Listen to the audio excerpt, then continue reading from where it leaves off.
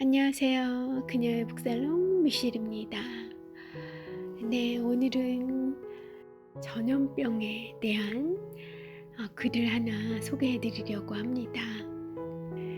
나는 유럽에서 광을 판다라는 여행책이에요. 유럽 여행책. 그런데 이분의 책은 작가님의 성함이 오동석 씨일 겁니다. 예, 맞아요. 오동석 씨예요. 이분의 책은 여행 가이드, 여행책으로 분류되지만 거의 그 여행지의 역사책이라고 보는 게 더 맞을 듯 싶은 그런 책이에요. 그래서 글씨도 굉장히 많고 빡빡합니다.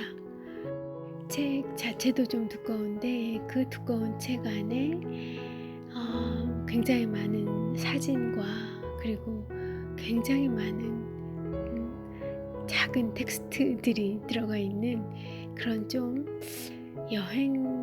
여행서적으로 보이지 않는, 그러나 정말 여행 갈 때 도움이 많이 되는 그런 책이죠. 그런데 이 책 속에서 이 책 찬찬히 다시 보고 있었어요. 여행을 가고 싶은데 갈 수 없는 상황이고 여행은커녕 집 밖을 나돌아다니는 것도 조금 무서워진 그런 코로나 확진자 숫자 때문에 조금 생활을 하고 있다 보니 이 책으로 저절로 손이 가더라고요. 이번 주말에는. 그래서 찬찬히 여행의 추억을 더듬으면서 이 책과 함께 유럽 역사에 대한 이런저런 탐사를 하고 있었어요. 그런데 내용 중에 그전에 미처 보지 못했던 제 머릿속에 기억에 남아있지 않았던 그런 한 챕터도 아니고요. 독립된 챕터와 챕터 사이에 끼어있는 그냥 짜투리 주제로 쓴 것 같은 그런 글이 지금의 우리들, 코로나 시대를 겪고 있는 우리들에게 조금 이 귀에 훅 들어오는 그런 주제가 있더라고요. 바로 돈, 전쟁, 그리고 전염병이라는 제목으로 쓰여진 전염병의 역사, 전염병이 역사에서 어떤 역할을 했던가, 어떤 영향을 미쳐왔는가 하는 내용을 좀 살펴볼 수 있는 그런 좀 흥미진진한 내용이 들어있더라고요. 그래서 소개해 드립니다. 편안한 마음으로 들어주시면 될 것 같아요. 역사 우리가 학교 다닐 때 배우고 세세하게 다 기억하는 분은 또 많지 않잖아요. 그러니까 세부 내용들이 다 기억이 나시지 않더라도 그냥 흘려 듣는 마음으로 들어주시면 또 유익하지 싶어요. 돈, 전쟁, 그리고 전염병, 누가 역사를 주도해 왔는가 라는 물음에 답하기란 쉽지 않다. 만약 나에게 묻는다면 전염병이라고 답하겠다. 인류는 역사적으로 부를 추구하는 방향으로 부단히 움직여왔다. 돈이 되는 물류가 흐르다가 모이는 장소는 결국 큰 도시, 큰 나라가 되었다. 그런 물류의 흐름이 막히면, 즉 돈줄이 막히면, 돈이 흘러가는 그 흐름이 막히면 인류는 전쟁을 일으켜서 다시 흐르게 만들었다. 그런데 큰 전쟁이 일어나면 반드시 전염병이 돌았고 전염병이 전쟁을 종식시켰다. 최후의 승자는 부를 획득하게 되고 새로운 국가를 이끌었다. 단순한 공식처럼 돈과 전쟁과 질병이 지나간 후에 새로운 문명, 새로운 국가가 탄생했다. 자, 코로나 이후에는 어떤 문명, 어떤 국가가 떠오를까요? 임진왜란도 마찬가지다. 일본이 조공을 할 수 있는 개항장을 조선 안에 있던 개항장을 막아버리자 일본으로서는 돈줄이 막혔다. 그걸 뚫어야 되는 상황에서 발생한 것이 바로 전쟁 임진왜란이다. 이 조선시대 때 일본 사람들이 들어와서 무역활동과 거주를 할 수 있는 구역을 지금으로 치면 부산 그 인근 주변에 몇 군데를 이렇게 거점을 아예 허용을 해줬었다 하더라고요. 그런데 너무나 많이 일본인이 들어왔던 거죠. 한국인들의 삶에 지장이 있을 정도로 너무 많이 들어와서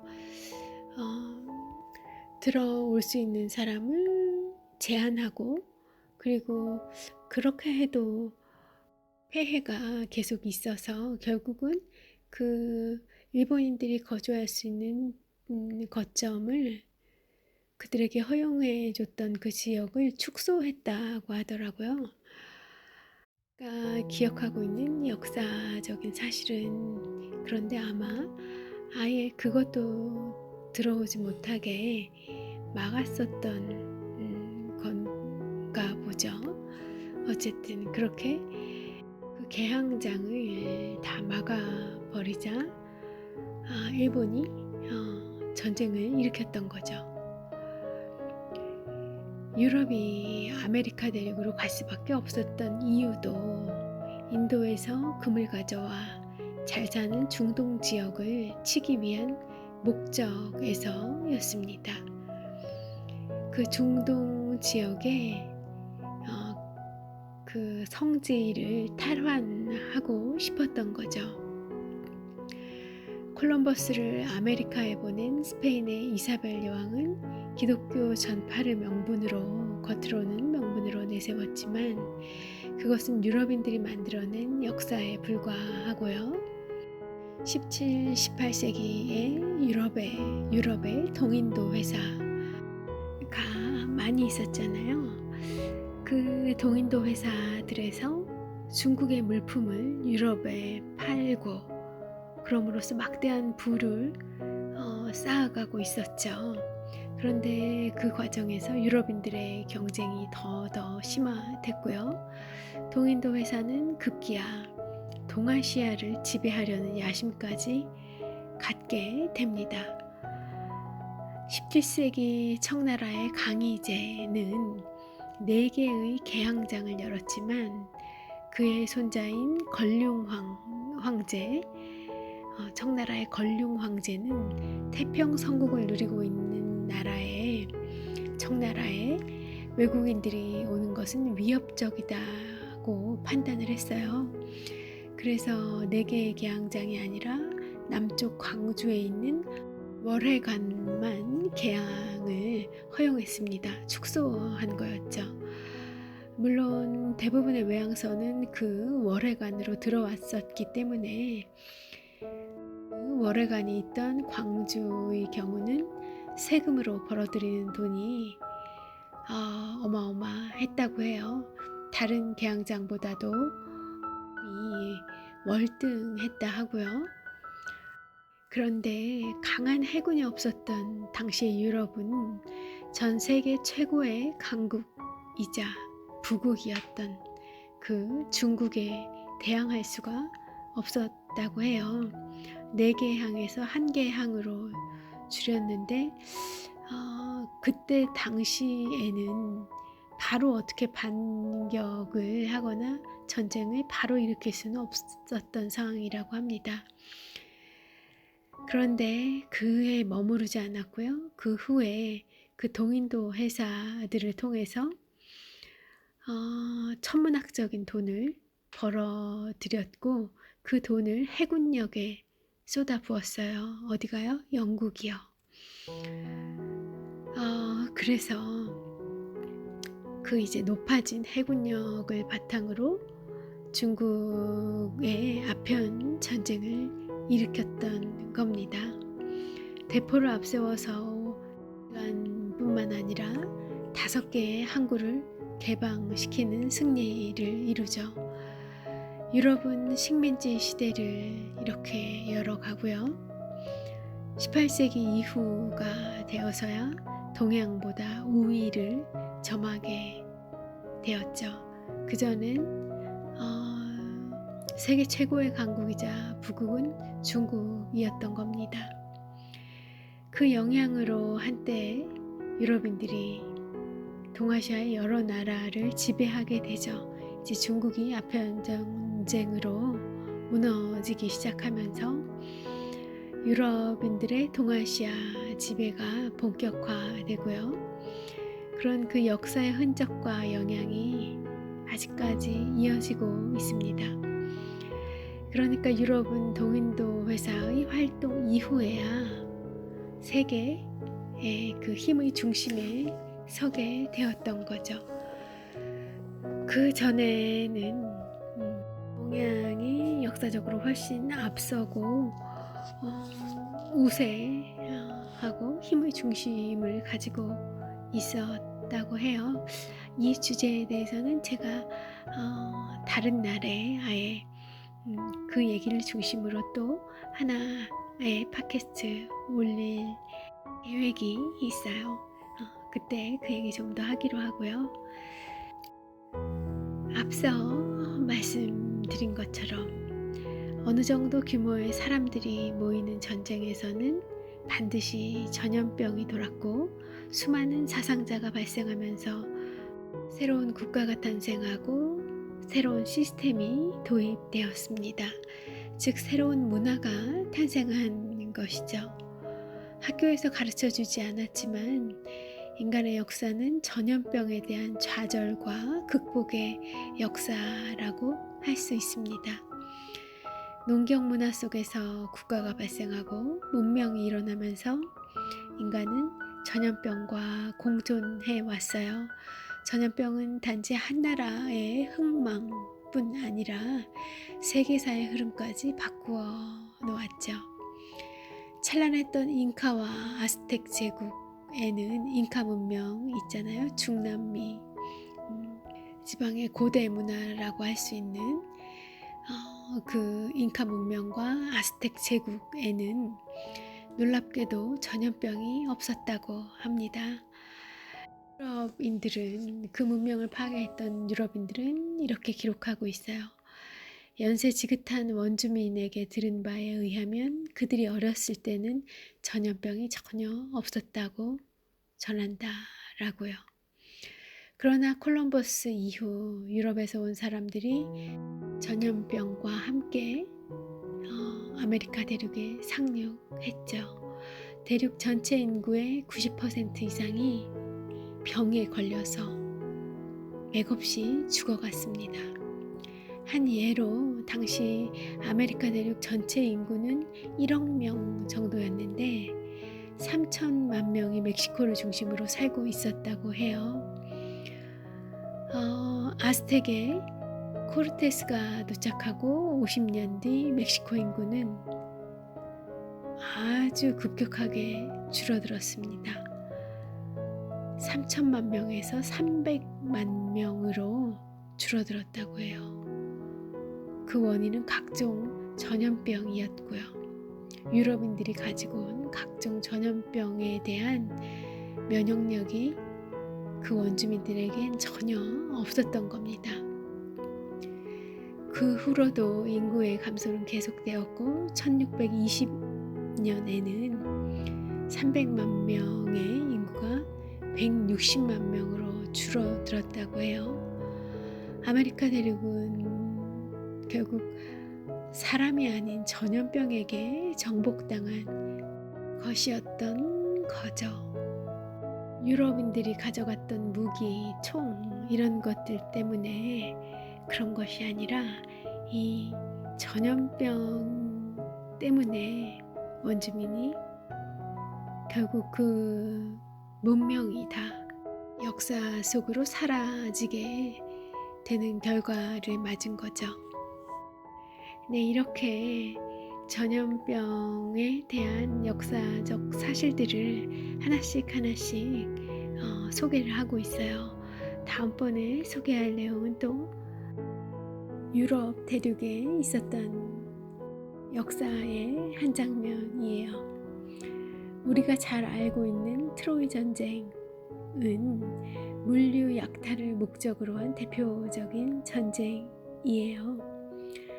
항해술이 발달하지 않았던 당시에는 닻을 이용해서 바람을 거슬러 올라갈 수 있는 방법이 없었습니다. 뒤에서 부는 바람이 있어야만 배가 나아갈 수 있었죠. 그리스 에게해에서 흑해로 들어가는 이스탄불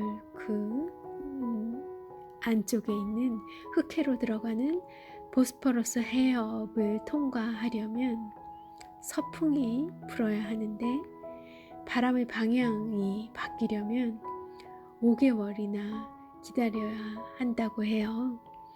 그 5개월 동안 상인들이 모였던 장소가 바로 터키, 지금의 터키 지방의 트로이였던 겁니다.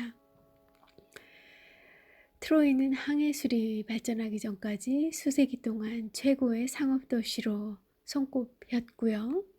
지중해권에서는 가장 돈이 많은 그런 곳이었다고 합니다. 이 잘나가는 도시에 대해 불만을 품은 주변국가, 특히 그리스는 트로이를 공격할 처붓을 계획을 세웠고요. 결국은 트로이와 싸움을 일으키고 그 전쟁에서 승리를 하죠. 그리스는 좀 그 땅이 척박하고 농사에 그리 적합치 않은 기후라고 하더라고요. 그러니 이 트로이가 얼마나 부러웠겠어요. 쉽게 돈을 버는 것으로, 그리고 그런 돈이 모여 있는 곳이라고 생각이 되니 많이 탐이 났었을 겁니다. 우리가 아는 트로이 전쟁은 트로이의 왕자 파리스와 스파르타의 왕 메넬라오스의 부인 헬레네가 사랑하면서 벌어진 사건이죠. 이것은 아마도 당대 최고의 미인이던 헬레네가 돈 많고 잘생긴 젊은 청년을 쫓아 스파르타의 왕 메넬라오스를 버리고 트로이로 도망을 친 거예요. 애인과 함께 도망을 친 겁니다. 이에 발끈한 그리스인들이 부국인 이 트로이를 치고 그 부를 차지해서, 그래서 다시 미인을 헬레네를 되찾이하려고 했던 그 이야기를 신화적으로 엮어낸 것으로 볼 수 있죠. 여기에서 주목할 점은 트로이가 멸망한 원인인데요. 목마에 숨어있던 군인들에 의해서 라기보다 우린 그렇게 알고 있잖아요. 그 목마에 숨어있던 군인들이 이제 다 이 목마에서 나와서 싸움을 벌이고 기습 공격을 해서 그 싸움에서 이기는 것으로 우리는 알고 있는데, 사실은 당시 그리스인들에게 퍼져 있던 전염병이 목마와 함께 트로이 성벽 안으로 들어갔기 때문이라는 주장이 있대요. 신화에서 태양신 아폴로가 전염병의 화살을 그리스인에게 쏘았다고 나오는 것도 그 사실에서 이러한 사실을 추측할 수 있습니다. 그러니까 그리스인들에게는 이미 전염병이 돌고 있었던 거고요. 그런데 그런 사람들이 이 목마에 갇혀서 그렇게 있다가 있는 상황이었으면 전염병이 얼마나 더 그 안에서 창궐을 했겠어요. 그런데 이 사람들이 다 이제 그 몰래 잠입을 해서 다 이제 목마에서 나와서 어디로? 트로인들 속으로 들어갔던 겁니다. 그러니 싸움보다 더 무서운 그런 전염병이 돌게 된 거죠. 전쟁이 끝난 후에 트로이가 완전히 망했을까요? 그건 아니라고 합니다. 유럽의 항해술은 여전히 원시적인 수준이어서 다시 트로이에 그 상인들이 모여 있을 수밖에 없는 5개월간 모여 있을 수밖에 없는 그런 상황에는 변함이 없었고요. 그래서 이 트로이는 그 이후로도 한동안 계속 번성했다고 해요. 네, 이번에는 시간을 많이 현대 쪽으로 당겨 보겠습니다. 이제 14세기예요. 14세기에는 페스트가 있었습니다. 그 페스트가 중국에서 새로운 왕조를 탄생시켰고, 그리고 유럽에서는 르네상스를 탄생시켰다고 해요. 1200년경에 중국의 인구는 1억 2천만 명이 넘었다고 합니다. 그러나 몽골이 지배했던 1331년에 난데없이 중국을 강타한 페스트로 엄청난 인명 손실을 입게 됩니다. 그리고 나서 그 당시 지배하고 있던 원나라에 대한 저항이 심해졌고요. 급기야 명나라가 탄생되는 결과를 낳았죠. 1세대 후인 1393년의 중국 인구는 1억 2천만 명에서 6,500만 명으로 줄었다고 해요. 이전의 절반 수준밖에 되지 않은 거죠. 절반이 죽었던 겁니다. 이러한 결과는 역시 몽골의 잔인함 때문이 아니고요. 페스트의 영향이었던 겁니다. 몽골은 전성기에 아시아 대륙의 대상 교역로를 따라 유럽으로 세력을 확장해 갔는데요. 그 세력 확장과 함께 페스트도 유럽 쪽으로 이동했던 겁니다. 그들은 1347년 흑해의 가장 동쪽 크리미아 반도의 상업도시인 카파, 지금의 테오도시아에서 전쟁을 하게 되죠. 그때 몽골군 사이에 흑사병이 페스트가 돌았고요. 그들은 투석기를 이용해서 흑사병으로 죽은 시신을 성 안으로 던져서 병이 퍼지게 만들었습니다. 그러니까 세균전을 했다고 볼 수 있겠네요. 이는 인류 최초의 생물학전으로 기록되고 있고요. 본국으로 후퇴하던 제노아와 베네치아 상인들은 그들의 배에 페스트를 옮기는 벼룩과 쥐를 함께 싣고 그리고 본국으로 후퇴를 했다고 합니다. 그렇게 해서 유럽으로 들어가게 된 페스트는 물류가 움직이는 상업로를 따라 급속히 유럽 전역에 퍼졌고요. 유럽의 모든 국가 시스템을 붕괴시킵니다. 유럽의 인구가 전염병 발병 이전 수준으로 돌아오는데 이후로 500년이 걸렸다고 해요. 종교는 이런 끔찍한 전염병을 고쳐주지 못했죠. 우리가 알고 있듯이 전염병을 고쳐주지 못했고요. 사실 그런 걸 하는 게 종교인 것은 아니죠. 근데 당시에는 워낙 중세 시대 때 신이 모든 것을 관장하는 그런 시대를 살았었기 때문에 신에게 열심히 의지하면 고쳐주실 줄 알았는데 그런 믿음을 저버렸던 겁니다. 종교가 그 기대에 부응하지 못했어요. 사람들은 자기들끼리 이제 사람 스스로 의존, 신에게서의 의존을 사람 스스로에게 의존하는 것으로 방향을 바꿨고요. 사람답게 사는 모습을 추구하게 되었습니다. 여기에서 인본주의가 탄생했던 거고요. 그들은 그리스 신화에 나올 법한 그런 인간적인 신을 찾았어요. 실크로드와 초원길을 통해 중국의 발달한 문물을 대거 받아들이기 시작했고요. 이런 상황을 가장 잘 이용한 사람들이 바로 이탈리아의 메디치 가문이었습니다.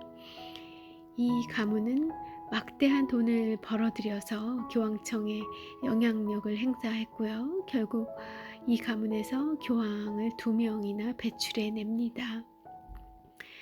메디치 가문에게 카톨릭은 부를 모으기 위한 수단으로도 작용했죠. 당시에는 메디치 가문만 그런 것이 아니라 부를 모으기 위한 수단으로 그렇게 교황의 위치를 얻고자 엄청난 세력 다툼이 있던 그런 시절이라고 해요. 지금 같으면 좀 상상이 잘 안 되는 그런 일들이 그 옛날에 역사적으로 다 있던 일들이었다고 하더군요. 16세기에 교황청은 타락의 극치를 달렸습니다. 첩을 둔 교황도 있었고요. 그 사이에서 많은 자녀가 태어났고요. 여성이 침실에서 교황을 좌지우지하는 비너스의 시기도 있었고, 호전적인 성향의 교황이 통치한 마르스의 시대도 있었다고 해요. 메디치 가문 출신의 교황 레오 10세는 바티칸 베드로 성당을 건립하는 그 건축 기금을 마련하기 위해 면죄부를 판매했고요. 이로 인해서 종교 개혁의 목소리가 높아졌고 결국 루터와 같은 인물이 역사에서 등장하는 계기가 되기도 합니다. 그런 시대였던 거죠. 이런 르네상스 시대가 열리게 되는데 앞서 설명드렸던 그런 패스트가 영향을 미쳤던 겁니다. 그렇게 패스트로 인해 많은 사람들이 죽어가도 신이 그것을 어떻게 그 패스트를 어떻게 막아내거나 중지시키지를 못하는 것을 보고 이제 그 신에 대한 그런 콩깍지가 벗겨지기 시작하면서 인본주의 르네상스 시대가 열리게 되는 그런 역사의 흐름이 있었던 겁니다. 그런데 전쟁에서 발생한 전염병은 때로는 전쟁을 종식시키는 그런 역할도 하기도 했어요. 패스트의 경우에도 중세 유럽의 3대 전쟁을 끝나게 하는 그런 역할을 했다고 하는데요. 살펴보죠.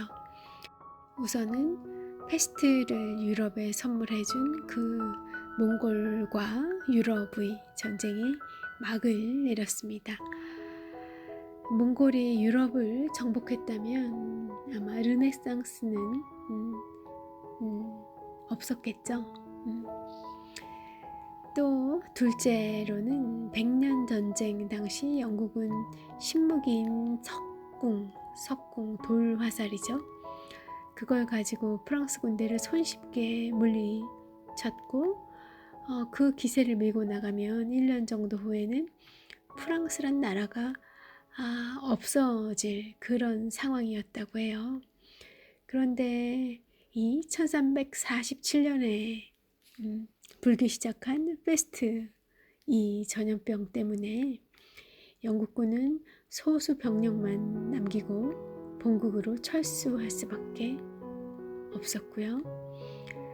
그렇게 100년이라는 긴 세월 동안 전쟁을 좀 지지부진하게 그렇게 이어나갈 수밖에 없는 그런 상황으로 바뀌었고, 결국은 잔다르크에 의해 막을 내리긴 했지만 어쨌든 그런 영국과 프랑스의 그런 전쟁을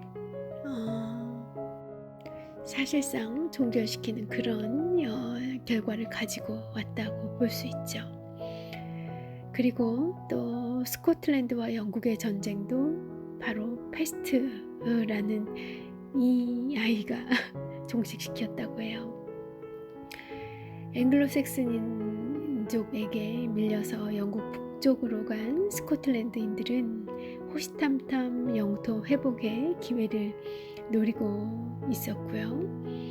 영국과 프랑스 연합군이 붙은 크래시 전투에서 패한 영국인들이 페스트와 함께 본국으로 돌아왔죠. 그러니 이제 영국 본토도 페스트가 휩싸이기 시작했을 거고, 이렇게 영국이 페스트로 혼란에 빠져버리자 이때가 기회다 싶었던 스코틀랜드인들이 영국에 쳐들어갔지만 스코틀랜드인들도 페스트 앞에 예외는 아니었던 거죠. 그들도 페스트에 감염되고 싸워보지도 못하고 전쟁의 막을 내리게 됩니다. 그리고 나폴레옹의 러시아 원정을 실패로 만든 주인공도 바로 전염병이었다고 해요. 저는 사실 그 러시아의 추위와 식량 조달에 대한 어려움 때문에 러시아로 진군하지 못하고 되돌아온 것으로 알고 있었는데, 여기에도 전염병이라는 원인이 같이 있었던가 봅니다. 당시 티푸스가 원인이었고요. 티푸스는 위생시설이 나쁜 좁은 공간에서 이가 전파하는 병이라고 해요. 나폴레옹의 30만 원정군 중 모스크바에 입성한 군인은 불과 9만 명에 불과했다 하고요. 나머지 그 사망한 그런 군인들은 대부분 원정 도중에 발생한 티푸스로 죽었다는 겁니다. 나폴레옹이 모스크바에 머무르는 동안에도 급속하게 이 티푸스가 퍼져나갔고요. 그로 인해 일주일 사이에 1만여 명이 죽었다 하네요. 나폴레옹은 결국 모스크바에서 중대한 결심을 하고 철수하게 됩니다. 계속 여러 가지 역사에 있었던 사례들을 소개해 드렸어요. 그런데 이런 법칙은 현대사에서도 적용이 되고 있다고 합니다. 제1차 세계대전이 한창이던 1917년 스페인에서 발병한 독감. 우리 코로나 처음 나왔을 때 초반에 스페인 감기, 스페인 독감에 대해서 매체에서 많이 얘기가 나왔었던 것 같은데 바로 그 얘기예요. 스페인에서 발병한 독감으로 인해 1차 세계대전의 전쟁터에서 싸움으로 전투로 죽는 사람보다 이 독감으로 더 많은 사망자가 발생했다고 합니다.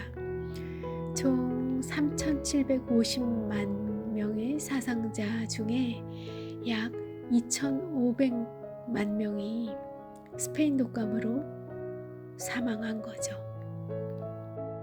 조류 독감과 같은 형태의 바이러스로 인해서 결국 더 이상 전쟁이 진행될 수 없었고, 제1차 세계대전은 독감 발생 이듬해인 1918년에 종식되게 됩니다. 전염병 중에서도 인류에게 가장 오랫동안 영향을 끼쳤고, 역대 왕과 황제에게 그들에게도 저승사자처럼 공포의 대상이 되어왔던 제국의 몰락과 건국에 지대한 영향을 끼쳐온 병이 있었으니 뭘까요? 네, 바로 천연두입니다.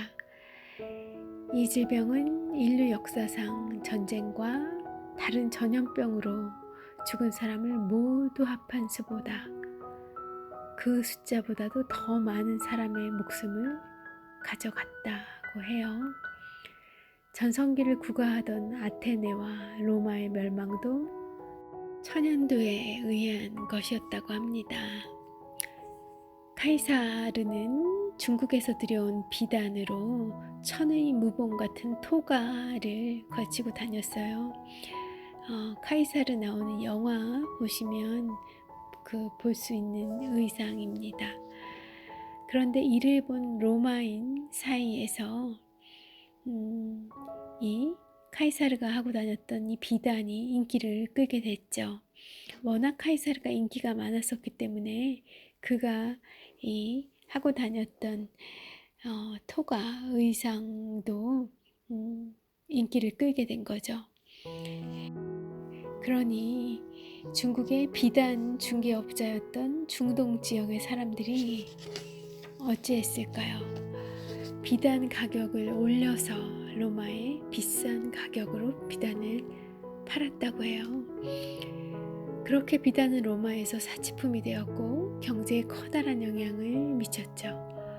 유럽에서 비단 장사로 짭짤한 수입을 얻은 사람들은 비단 장수 왕서방이 아니라 중동인이었던 겁니다. 그런데 실크로드를 따라 넘어온 그 유목민이 가져온 또 다른 선물은 다름 아닌 천연두였던 거죠.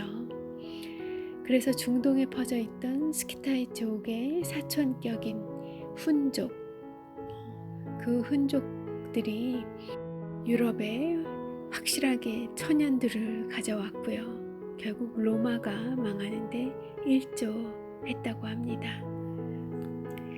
로마의 오현제의 마지막 황제인 마르쿠스 아우렐리우스, 명상록의 저자인 그 마르쿠스 아우렐리우스는 로마 제국에서 내부에 적인 천연두가 퍼져가자 외부에 적인 이민족들을 막기 위해 지금의 오스트리아 빈 지역에 몸소 출병했어요. 늘 전쟁터에 있었죠. 명상록도 그 전쟁터에서 맞는 새벽에 지었던 그런 책이기도 합니다. 어쨌든 천연두가 퍼져서 이 왕이 직접 그 전투에 나선 거예요. 그런데 영화 글래디에이터에서 보면 아들에게 살해된 것으로 나오지만 실제의 마르쿠스 아우렐리우스 사인은 천연두에 감염되었던 거라고 합니다. 그는 아들이 감염될까봐 두려워서 이 아들에게 자신이 천연두를 옮길까 걱정되어서 아들을 만나지도 않았다고 해요. 이것은 로마 멸망의 전주곡이었고요. 천연두는 당시 마르쿠스 아우렐리우스를 칭하는 안토니우스의 이름을 따서 안토니우스의 역병으로 알려지기도 했다고 합니다. 당시에 치료약 없었고요. 이 천연두가 유럽에서 600번 이상 발병했다는 사실은 참 시사하는 바가 큽니다. 그러니까 우리가 천연두로부터 호환마마 이런 거로부터 자유로워진 때가 그리 오래지 않은 거예요. 그리고 또 하나의 스토리가 있습니다. 기독교가 유럽에 뿌리를 내리게 된데도 그 결정적인 원인도 따지고 보면 천연두의 공이 크다고 해요. 패스트로 인해서 르네상스가 열리기도 했지만 중세를 끝나게 한 것은 패스트였다고 보면 역사를 거슬러 올라가서 로마 제국이 지배했던 지중해 지역에는 당시에 태양신을 섬기는 미트라교가 주를 이루는 그런 다신교 사회였다고 합니다. 로마는 그들의 종교를 다 인정해줬죠. 그런데 그곳에 그 지중해권에도 중국에서 전해온 천연두가 퍼지기 시작했고요. 지배 세력들인 귀족과 장군들이 죽어나갔습니다. 그런데 이런 상황이 그들이 믿고 있던 그 다신교의 그 종교로 해결되지 않았던 거예요. 그러니 그 사람들에게 새로운 믿음이 필요했고요. 그때 이 다신교를 대체하는 기독교 유일신의 신앙이 밑바닥부터 풀뿌리처럼 넓게 퍼져나가기 시작했다고 합니다. 예수님이 나타나서 천연두 환자를 치료하는 그런 기적을 보여준 거고요. 그것이 예수님이 인기를 끌게 된 아주 큰 요인이었죠.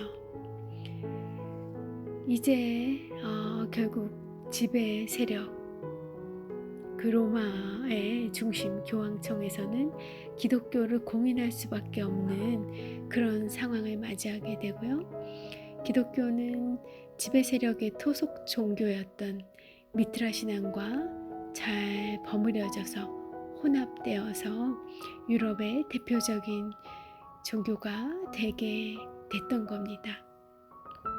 그러니까 중세를 시작하게 한 건 천연두였던 거고요. 그 중세를 망하게 한 것은 종교짓게 한 것은 패스트였다는 거예요. 전염병이 세계 역사에 이런 영향을 끼쳐왔다는 이 통찰은 놀랍지 않습니까? 코로나의 초반에 저는 이런 매체에서 이런 내용들을 많이 접했었어요. 저명한 교수님들이 하시는 그런 많은 강연들 통해서 이 코로나 이전에 우리 인류를 두려움에 떨게 했던 그런 전염병들은 어떤 것이 있었는지 그런 것들을 접하면서 그래 왔구나 하는 정도는 알고 있었는데 그 전염병이라는 것이 어떤 그런 맥락에서 어떤 과정을 거쳐서 그 전염병 이전과 이후가 변하고 그것이 돈의 흐름과 그리고 전쟁과 어떤 그런 인과관계가 있는지 또 그로 인해서 어떤 문명이 패하고 어떤 문명이 등장하게 됐는지 그런 것까지 아주 구체적으로 제가 다 기억하고 있지를 못했었어서 이 오동석 작가님의 이 깨알 같은 이 설명들이 저를 놀라게 하더군요. 천연도에 의해 서양은 동로마와 서로마로 나뉘고 중국에서는 한나라가 망하고 남북조 시대가 열렸다. 이렇게 동서양은 비슷한 역사의 길을 걸어가게 되었고 그 뒤 전염병은 현대사에까지 영향을 미치면서 역사를 이끌어왔다.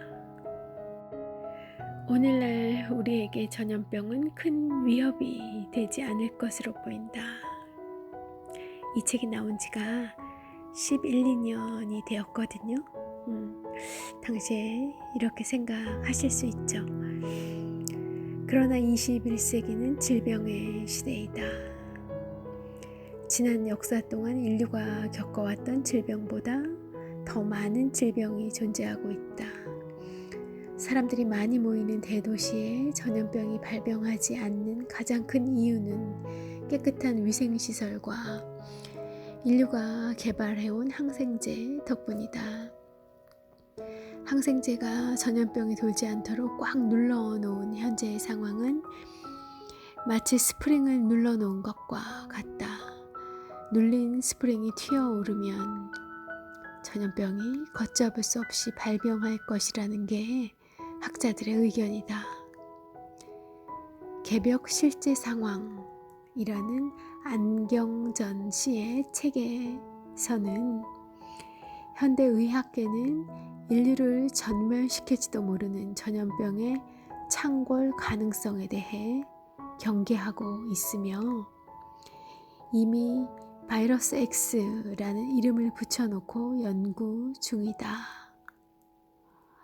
에볼라 바이러스처럼 90%가 넘는 치사율에 독감의 전파력이 더해진다면 바이러스 X의 후보가 될 수 있다고 한다 라고 그 책에서는 이야기하고 있다. 네, 여기까지입니다. 제가 이 글을 발견하게 되고 다시 발견하게 되고 얼마나 놀랐을지 아시겠죠? 특히 이 마지막 문단이요. 와, 그 에볼라 바이러스처럼 90%가 넘는 치사율에 독감의 전파력이 더해진다면 와, 어쩜 이렇게 지금의 이런 상황을 아주 정확하게 예측을 했을까요? 놀란 스프링이 튀어오르면 전염병이 걷잡을 수 없이 발병할 것이라는 와우, 그렇게 스프링이 억눌려져 있을 수 있던 이유는 깨끗한 위생시설과 인류가 개발해온 항생제 덕분이었을 겁니다. 그런데 이 인간들이 자꾸 침범해야 되지 않을 그런 자연의 공간들을 자연과 동물들과 같이 사는 이 지구를 마치 인간의 전유물로 착각을 해서 동물들의 공간들을 우리가 자꾸 침범해 들어가고요. 그랬기 때문에 이제 그들의 역공이 시작된 거죠. 이 코로나 바이러스 같은 경우도 지구온난화로 인한 자연 파괴, 박쥐에 의한 박쥐들의 그런 생태계를 파괴함으로써 코로나19라는 이 바이러스가 탄생되었다는 정보를 접한 것 같은데요. 인류의 기술과 의술과 또 부가 아무리 증대한다 하더라도 자연이 역공할 수 있는 그 틈새를 완벽히 다 메울 수는 없을 겁니다.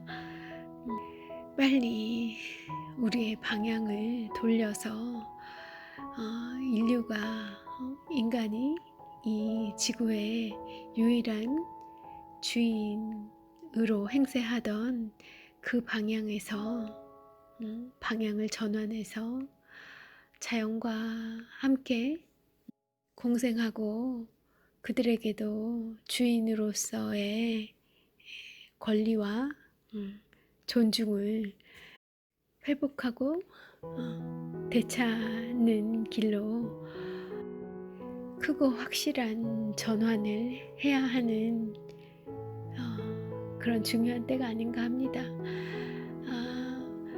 우리가 살면서 많은 일들을 겪는데 그 많은 또 실패도 하게 되고요. 그럴 때마다 그 실패에서 우리가 뭔가를 배우는 게 있으면 그 실패가 아니라고 하더라고요. 그저 무언가를 배운 경험이지 무언가를 배울 수만 있다 그러면 그건 실패가 아니라고 하더군요. 그러니 우리가 지금 맞닥뜨린 이 코로나라는 대재앙 앞에서 우리가 배워야 되는 것, 우리에게 주는 경고가 무엇인지 그걸 알고 새로운 방향으로 전환해 가는 것이 우리에게 남겨진 숙제일 거고요. 그래서 포스트 코로나 시대에 대한 굉장히 많은 담론들이 있는 것 같습니다. 나라도 뭐 산업도 뭐 모든 것들이 많이 변하겠죠. 변할 수밖에 없을 거고요. 그와 동시에 우리 개개인 나 개인의 어떤 그런 변환도 반드시 있어야 하는 그런 타이밍이지 않을까 생각 들어요. 연말이기도 하고요.